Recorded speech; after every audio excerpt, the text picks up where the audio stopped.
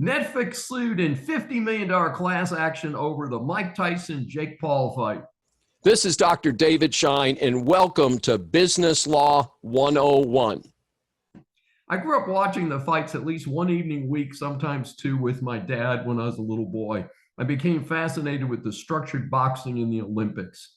I remember the coverage of George Foreman and many other boxers.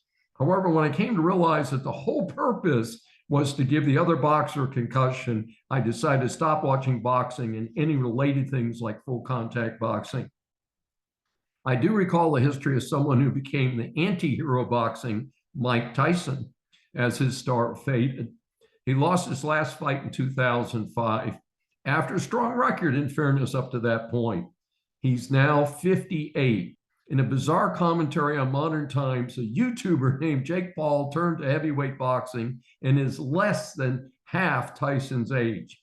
The hugely publicized fight was scheduled to be seen on Netflix. The cost of watching it was only to be a subscriber to Netflix.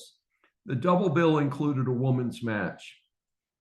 Netflix has bragged that the Tyson-Paul match was the most streamed global sporting event in history, with a record 65 million live concurrent streams. And the Katie Taylor-Amanda Serrano fight was the most watched professional women's sports event in U.S. history. As noted, not everybody was thrilled. Ronald Blue Denton of Hillsborough County, Florida, claimed Netflix breached its contract over frequent glitches that made the event unwatchable from time to time. The class action was filed for himself and 100,000 others who had trouble watching the event. The suit is seeking damages of, as we said, at least $50 million. Even if the disruption was as claimed, I'm not sure how this would impact the small monthly cost of the Netflix subscription. I would argue that the recovery max would be a pro rata portion of what is spent in a month. That would be a tiny amount, folks.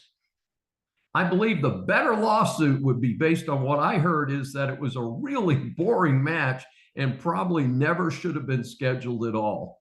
This is Dr. David D. Schein for Business Law 101.